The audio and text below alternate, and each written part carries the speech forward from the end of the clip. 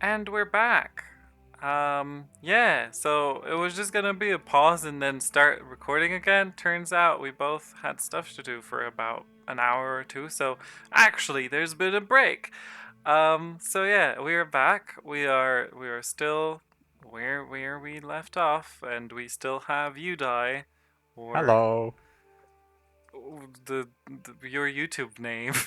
Curatia. Yeah, maybe I should Curasia. change that at some point because I don't use that name anywhere else pretty much. Why do you have three names? Okay, well, so Yuudai, that's based on the name of my Guild Wars 1 character. Like, I just kept using that name. I only used it in Guild Wars 1. Like, Hmm. I'm Quendersoff in 90% of games. Okay. So Quendorsoff is your actual like username, Yes. and Udai is your Guild Wars name. Yeah. The And then there's the mystery of my YouTube name. That was actually the name I used, like, um, as my account name in RuneScape, I believe. Yeah, I think I used oh. that in RuneScape. Uh, Once upon a time, I used that in places. Then I started playing World of Warcraft, and I started using Quendersoft everywhere. And yeah, the YouTube name is kind of a relic of that pre-World of Warcraft account naming scheme I used. Oh, I see. Yeah, I had there is an account out there. So I have three accounts linked to this account. There are three channels linked to this account. That's just my name, my actual account. Not the one I upload to, but the one that I use for YouTube is just my name. And then I have two channels that I've just made. One is called Lelling, and the other is called also Lelling. And then there's a channel out there somewhere that is called that has my old like my name that I used before I started playing WoW, or when I started playing WoW. And it's my little like it's when we were kids. It was very cool to have like a Y next to your name, because in Slovenia we don't have a Y in our alphabet. So That's cute. so a lot of people would like put a Y in their name, does like a sort of diminutive but also cool thing. Everyone on MSN, like if your name was like Sara, then your name would be Sarchi, but it would be spelt with CHY or two Y's at the end. Not like the Slovenian way of spelling that. So that's where it comes from. And I would have been 13 when I started playing WoW. So then when I went to high school, I kind of I changed it up. And Lelling is from my World of Warcraft character. That was her name wasn't Lelling. Her name was Lethis, but um I was I was just a young little BB, and we were in this role playing community, and we had this role playing guild. And it turned out that our guild leader, Kaylee, she was like the only one who was an adult. Like she would have been 20 something, and the rest of us were like, she was 21, and the rest of us were like 15-year-old boys. and and she gave us all little nicknames. So, because my character was Lethis, she often called me Lellington or Lely or whatever, and then Lelling just kind of stuck, and everybody called me that in that community. Because then the big community, like it was all like loads of women over 20, amazing artists and writers and really cool people, mostly women over 20, and then just a bunch of boys who wanted to roleplay as night elves. Uh, so so yeah, it was really cool. It was really cool, and they kind of adopted me during a time when things were rough. And a lot of them called me Lely, and then yeah, Lelling just kind of stuck. I think it's really cool, and now it's my own nickname. And then I found out some guy has that as his last name. Yuda actually showed me that. Are you going to link to a video with Andrew Lelling now? I am not going to link to a video with Andrew Lelling. I'm going to come to his house and I'm going to demand my name back. Even though he was born like 10 years before I was born. I'm sure And that'll end well. yeah, he's a lawyer, so I don't know if I've got a good chance at winning. And it's his actual name. I don't know, I just can't imagine coming up with another nickname for myself. Lulling is kind of what I have. So I was thinking of changing it for like the YouTube stuff, but I already have trouble coming up with names. I made a community and I was like, we should be like a really open community. And I ended up calling it Open Community. Finding a good name is hard. Like, whenever I create a character in some game, I always feel like I need to Google the name just to make sure it's not already taken or something I don't want to be associated with in some country with a language I don't speak. Oh yeah, that is a funny story. So I was a writer on a video game, and we were coming up with names for characters, and the boss was constantly shooting down suggestions, and he would like purposefully pronounce them in a stupid way. He was like, nobody wants that name. And um, so we ended up going with some names that he chose, but he didn't do any cross referencing. And when we were doing the localization, we would get messages back from people like, this name means breast in French or whatever. And so it was like, this name means anus in Italian. Oh no. And it was like, I could have told you that because I live quite close to Italy, and it's a very easy. It's just, yeah. So always Google names. Always Google names before you make them. The only thing that I realized quite later on, like years after using Lelling, is that some people might see it as like Lel, like if your name was lolling, Ah, yes. but you spelt it like Lel, which would make you a douche. And I got really self-conscious, like, do people think that that's my name? Because I would hate that. Yes, I have been thinking this the entire time I've known you until now. No!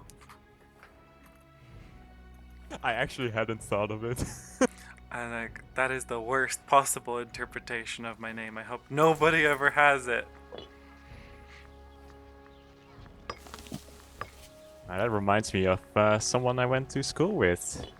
His name was Gief, but it's spelled Gief. Of course it is, because Dutch.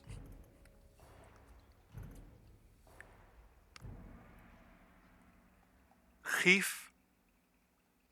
And I'm sure online a lot of people would just be like, your name is Gief. That's quite tragic. Pippin gets that a lot. Like his nickname in all the games is Pippin, and people are like, "That's a funny nickname" or whatever, or "Oh, Lord of the Rings," and he's like, "No, my name is Pippin."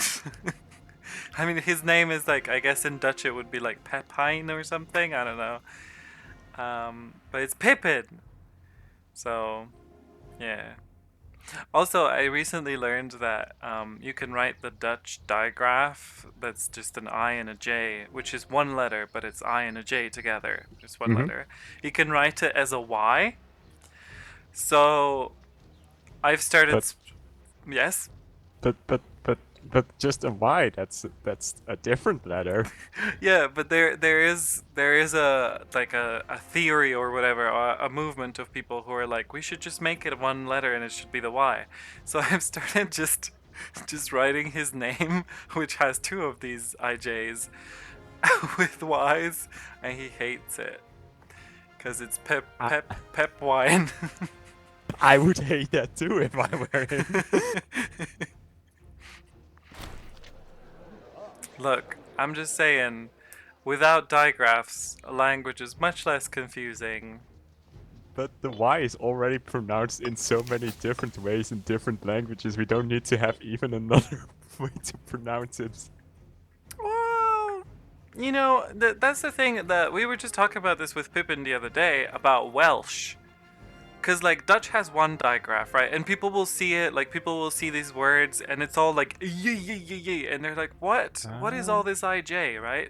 But with Welsh, everyone's like, what's up with all these consonants? Like, how can you have 17 million consonants together?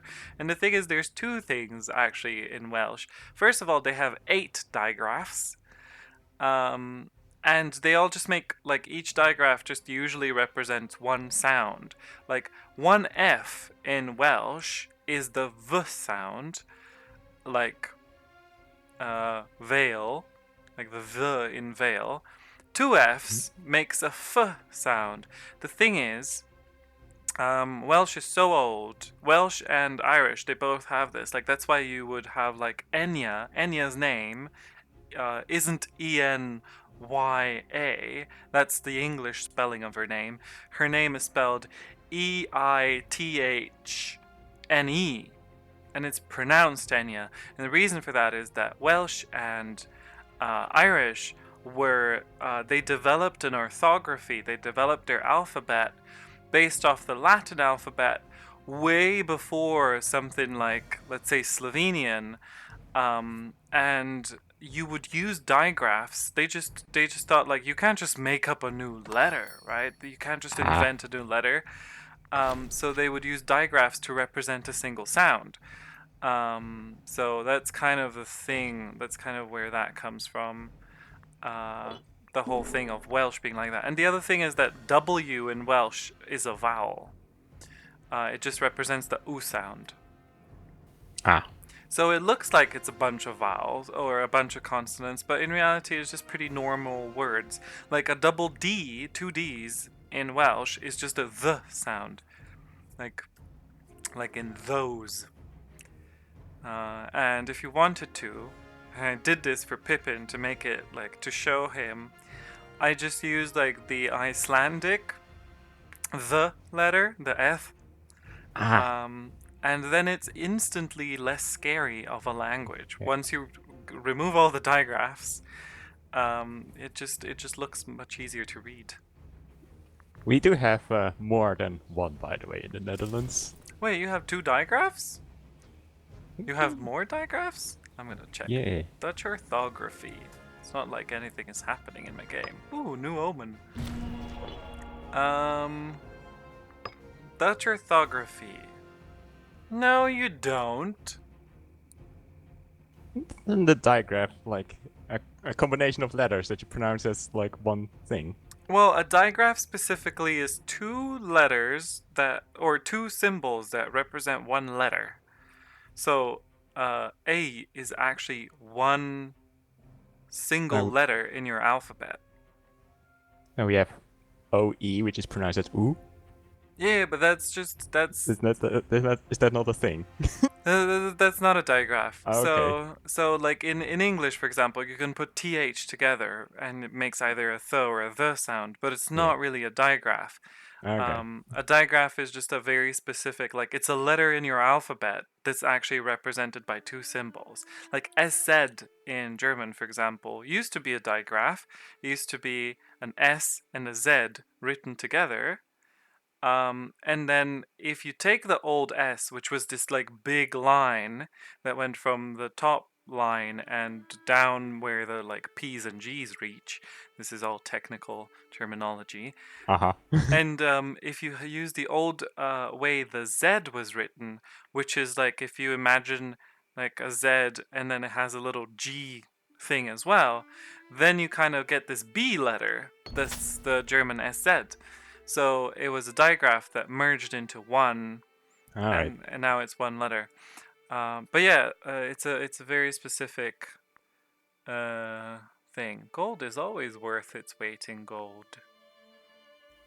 Can't deny that, I guess. That's the event I got. Should I be slightly corrupted? Oh no, we will not be corrupted. Corruption. No corruption. Also, I'm constantly checking if I can do a trade route, and I can't. But yeah. So the Dutch alphabet has X, Y, and then I, A, and then Z. So I is kind of is the one letter. Okay. It's yeah, that's why for example, this is a good way to know if it's a digraph or not. So there is a place, and I know this because I've sent a couple letters there that starts with that letter. It's like Eisel, I think it's Eiselstein. Is it that? I've forgotten. Eiselstein, Yeah, yes. Eiselstein. And both the I and the J are capitalized Ah. because it's one letter. And actually, there's some weird stuff in English. There's a last name that starts with two F's that isn't capitalized. Neither of them is capitalized. Okay.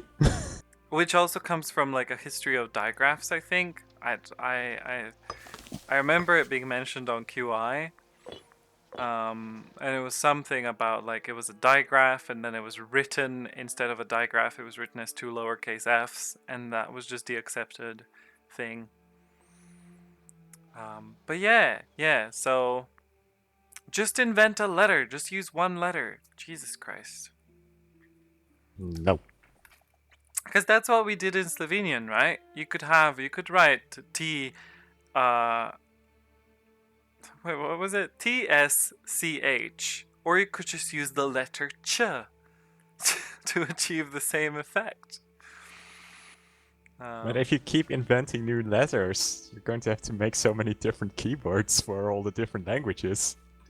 Well, it's not that hard. I mean, there's first of all, like for example, one thing that I noticed in Welsh is I believe it doesn't have the letter K. Just doesn't have it. So there's a free letter, and you could just use it for anything you wanted. Look, so if they have they have one sound which I think is also a digraph, and it's like a h sound, and I was like, just use K. Just you Okay, know. that's fair, but you know. just use K.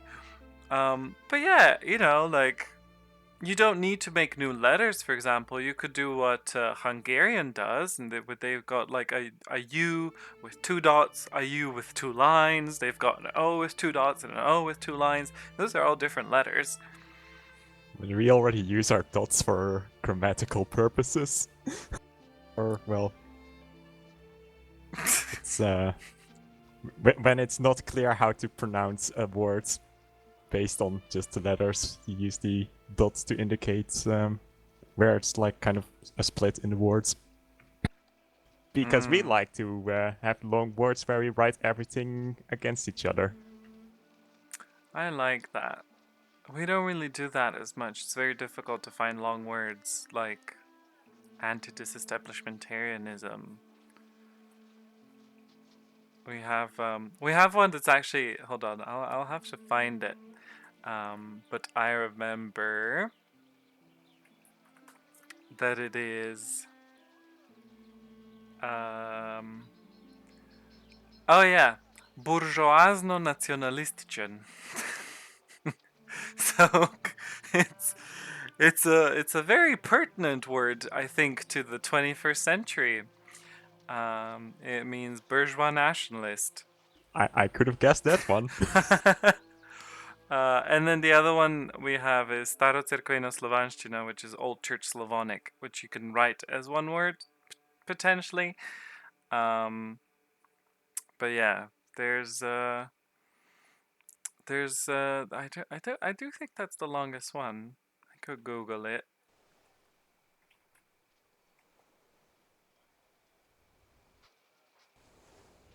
Oh yeah, so apparently we have one with 26 letters, which is dialektično-materialistyczan, which is materialistic in a dialectic way, which I don't know what that means. But I like that. Materialistic in a what way? In a dialectic way. But I like that these long words seem to just be sort of like, what's the longest word we can make? But yeah. I also like that two of these are words that you might hear in a like a left tube video essay. Left tube.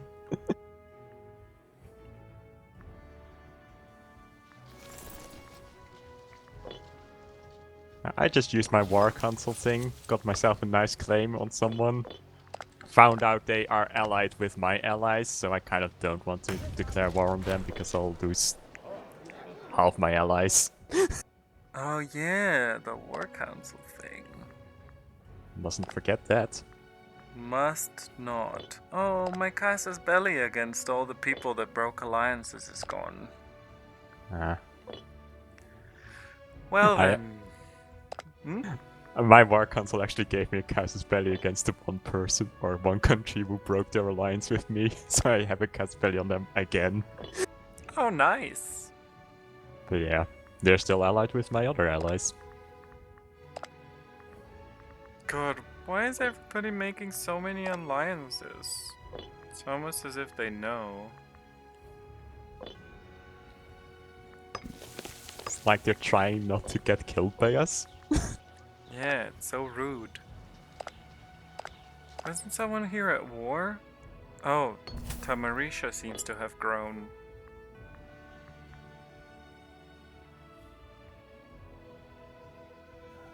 We don't have that kind of Who? money.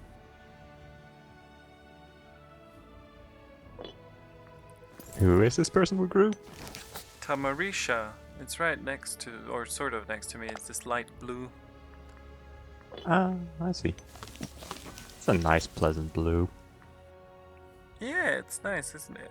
Is there a maximum on political influence? Is it 200? 500.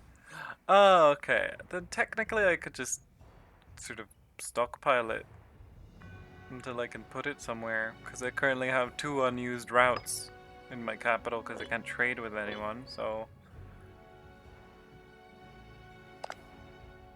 I am stockpiling for now, hoping to be able to conquer where I want to have my capital eventually before I reach the cap. Hmm. We'll see how that works out, I guess.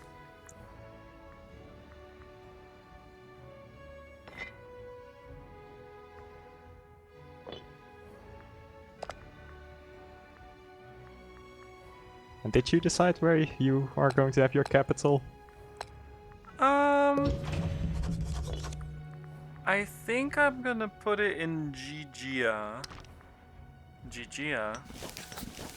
Because Ah, the while ports. it's the port. I don't like usually having my capital on the edge of a province. I think that's really weird. I would have had it in Flavionavia, which also sounds cooler, but it doesn't have a port. Ports are predetermined, right? They're just put on the map by... Yeah. Yeah. And then the only food that will be produced in this province is in the 2 coastal provinces that are left. Which is fine. I do feel you may want to consider that right now your capital is in a warm place and Gigia is not warm, so you're actually going to lose out on some population capacity bonuses there. Gigia is not warm? Apparently not, it's temperate. Where do you see that? By mousing over population capacity, I have not found any other way to find out the climate in places, which is really bad. Huh. Would like a map mode for things like that, but oh well. Wow. That is a big difference.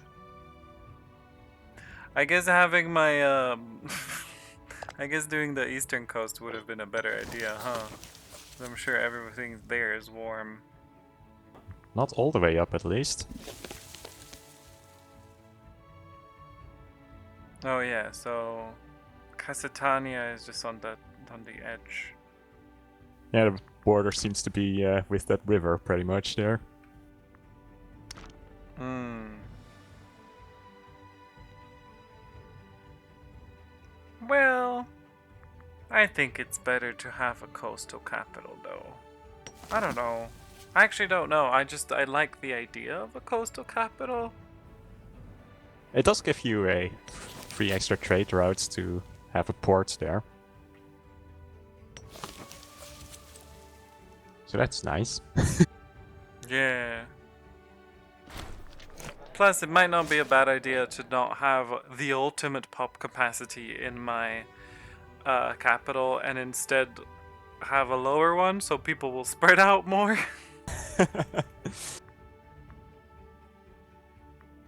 I am definitely aiming for that. At least a good pop capacity. I'd like to at least try to get farmland uh, territory for my capital, since that gives plus 50%. Yeah. But There then there's isn't. still a lot of farmland in Gaul to pick from. Yeah, there isn't a lot of farmland here. You have farm. Oh, you've got marshes. The Netherlands is just all marsh. Yes, I can Also, confirm this. is this is this historical Netherlands? It feels like there's a bit too much land there for whatever year we are, 290, 291 BCE. I'm not entirely sure how the coastline exactly moves, but you might be quite right. Yeah, I feel like I was just looking at Dutch polder, as one does, looking up Yes. the polderization of the Netherlands and the reclamation, and I was looking at some old maps and I was surprised by how much it actually was. And this looks more like 18th, 19th, or 19th century, after Yeah. the western coast was already mostly reconstructed or Yeah, I mean, reclaimed. there was definitely land there, but I wouldn't be surprised if it should actually be more a bunch of islands rather than what we're seeing here right now. Yeah, it's a bit too smooth. Also, did you know that the Netherlands is only second in the world in terms of reclamation? Oh, who's first? China, but almost Uh, twice as much, I think. I suppose they have a lot of more sea to work with. Yeah, a lot more reclaiming to work with. Yeah, I was looking at that and I was quite surprised. I was like, someone needs to tell the Dutch. At least we still have the biggest artificial island, I suppose, in what was formerly the sea. You do. I'm not really sure. I'm not really sure. I know that there's a Lelystad. I think it's on the coast of Flevoland, but it might. Lelystad, Yeah, that's my town. yours. I built Okay. it. You know what? You can have it in this claim. I will let you have that territory. In this game, you'll let That me. bit of sea. You'll let me have the sea. All right. We also did some. We in Slovenia we actually do have some artificial, some reclaimed land because Capodistria, Capodistria is its Italian name. Koper is it used to be. I think it used to be like an island or like an almost island. Like it was the sort of that kind of peninsula thing where it just juts out into the sea, and now it's mostly surrounded by land. Um, Obviously, it's still a port. It's the biggest port in the region. It's the Oh. only port of Slovenia that's actually any decent. And the last, I think, 3 years of political discourse have just been whether we're going to build a second railway to there and from there so that it can be a better port. Let me tell you, we even had a referendum about it. It was very riveting. A referendum about a railway or a port. Yep. We like referendums. We had 3 on same sex marriage. It's good to like referendums. Maybe you should just be in favor of same-sex marriage, though, and not need 3 referendums for that. That'd be great. Yeah, and I like that in so this was in 2008, there was a body or organization that determined that um the the current law is unconstitutional because it doesn't let there isn't same-sex or there isn't same-sex marriage, there isn't marriage equality, and that it's unconstitutional and that the law needs to change. So they tried to change the law. I believe the first time was in 2010, and there was a referendum that prevented the law from being changed. They tried to change it again. There's another referendum, again prevented it from being changed. These are all like, oh, we don't want marriage equality. And actually, on the second one, it was like a huge chunk of different things that would make it easier for people to adopt in general, including like if you have a child and that child has a child, your child dies, it's easier for you to adopt your grandkid and things like that. And they shot that down. And within like a month of that, there was a very famous case of this grandmother losing custody of her children, and everybody was like, the government shouldn't have allowed this. And it was all these old people who had voted down same sex marriage in that same bill. And it's like, you deserve it. You deserve it. And basically, the government tried to change it so much and it constantly kept being blocked. And at some point, they just changed it and they didn't. They said, no more referendums allowed. Like, you cannot tell us that we're not going to do this because it is unconstitutional. So then we just got same sex marriage and it was not even reported on the news. Like, we still don't have marriage equality. You can't adopt. Or you can't do in vitro fertilization. You can sort of make your own child, and then I think your spouse can adopt that child if you've like sneakily made one of your own. But obviously that's not good enough. But yeah, now you can properly get married, and you can call it a marriage. And all the Christians are fuming. Sneakily making one of your own. I'm just. That's a lovely way to describe it. Just in your basement, put a child together. It sounds like. Yeah, or you can be like those penguins. Ah, right. The ones in our zoo, or? Yep, those ones.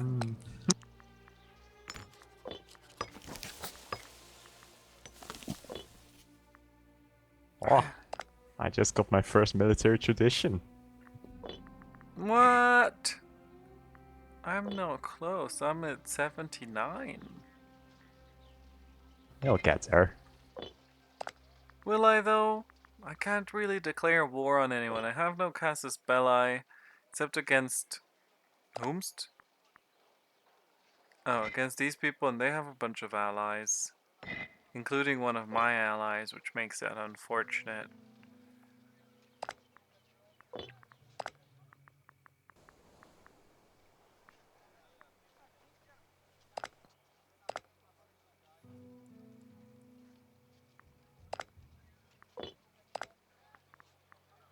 But that's really the thing at this point in the game. You just kind of have to look at all the different countries and you try to find the one that has the fewest amount of allies. Yeah. The one that has fewer allies than you do. And not the same allies. Yeah.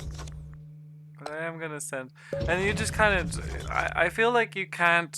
Because the fabricating claim thing is so slow, you also have to kind of do it in advance so Yeah. that you've got You all the can't claims on just. everyone around you. You can't just be like, oh, I see someone has fewer allies than me, time to fabricate a claim, because they might just get an ally before it's done fabricating. Yeah, so you kind of have to get everything ready and make sure that you have all the claims and then just keep an eye on who's losing allies.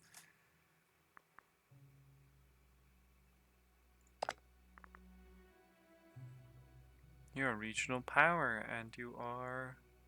At war. I really like your color. It's this lovely, like, wine Yeah, color. it's pretty nice. I wanted to be green. I was gonna play Vidinia. Instead, I'm pink, which is also good. Yeah, it's not a bad color, and I guess you'll be changing color eventually anyway, because you'll be forming a thing. Yeah. Probably going to get a worse color, knowing how things are. This is true.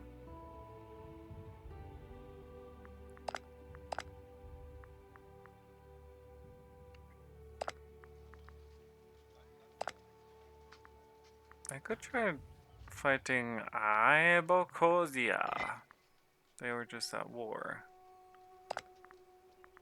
I noticed the AI really likes throwing clan retinues into armies that are far larger than the clan retinues. I wonder if the AI is just trying to weaken their rivals inside the country.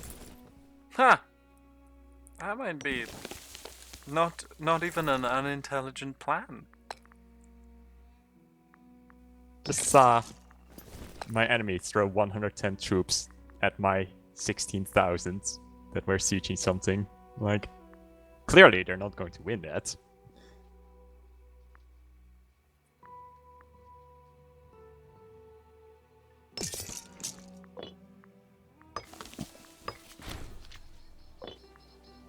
We now have a claim. We now have a claim on someone we have an alliance with. Oh yeah, I just wanted to have a claim, just for claim's sake. I remember now.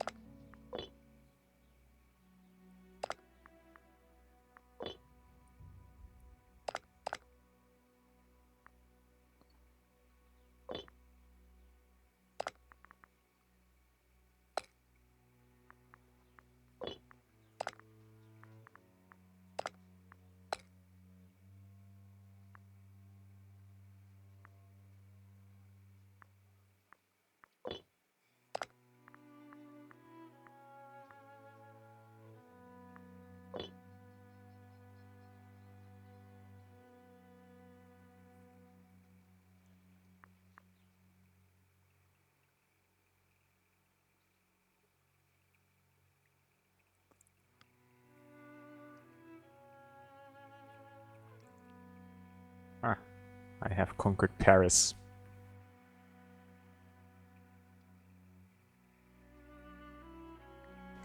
Hmm. Or Lutetia. But I'm pretty sure that's where Paris is nowadays. It feels like it's a bit too far north. But Lutetia's definitely Paris. Is that where Paris is? I've been to Paris. I don't remember it being there. And clearly I traveled with a map at the age of whatever I was. Huh. Yeah. Yeah. That looks fairly Paris-like, that location.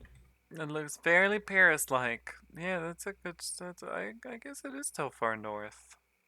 I have him looking at Google Maps and comparing land features. I do Yep. believe this is Paris.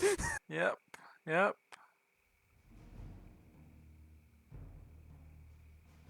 I. Yeah, I remember we took a bus, so it was a bus trip, and it was from Slovenia through Austria and Germany. I don't think we went through Switzerland. Don't know though. I know it was really long, but I like long bus journeys.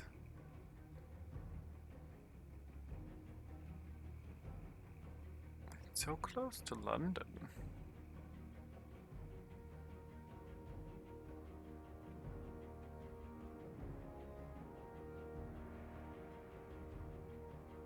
London seems like a nice place to take, and I need a break in France. Oh. Although that's not exactly in the direction of Galatia, if I ever want to form that. Yeah. That would be. It's very interesting that that's a thing that you can form in this game, I feel. Yeah. Hey, did you know that there were German speaking, like, Goths? So, Gothic speaking Goths? Uh huh. All the way in Crimea? Yeah. In Europa Universalis 4, you can play as Goths in Crimea. Oh, that's so cool. See, I didn't know this. I just recently found out because I was looking up some linguistic stuff, and I found I found the like extinct thing of Crimean Goth, and I was like, what is this? It was really, really cool.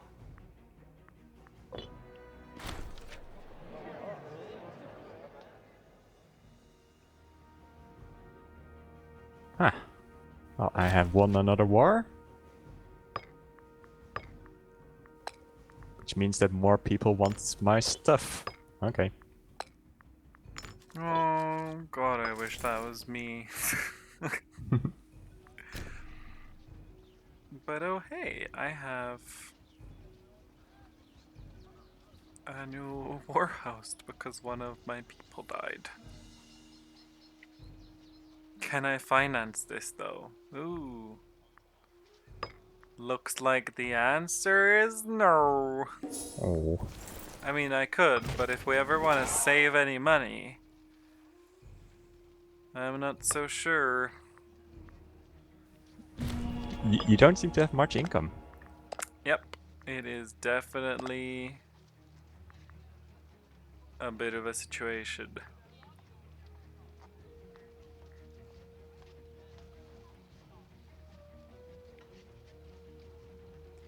Retinue cohorts. I never actually looked at that. What does that do? At the government, you mean? Yeah, does it Uh, determine what the tribal people will get together? yes, it does.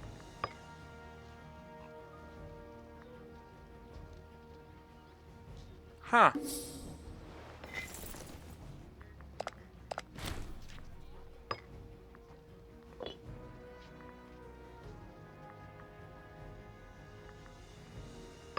I guess we'll do that.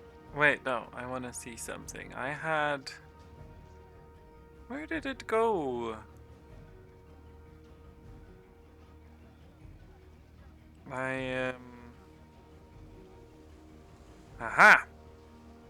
I wish I could share my second screen on, like, on demand. I mean, I know I can do that in OBS.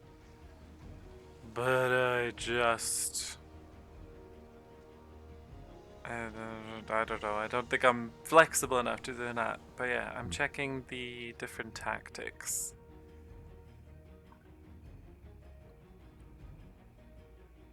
I need to be away for just a minute. Alright. I'm not in any war, so... I can pause if you want. Nah, Actually, my country will be fine. okay, cool.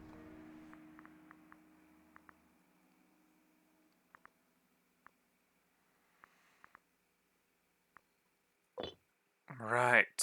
Oh, actually, it has been 43 minutes, so while Yuudai is, gonna be right back, I'm going to make a cut. Why not? So, yes, thank you for watching, and, we will be returning. I think I'm gonna upload these once a week, so, yeah. Thanks for watching, don't die.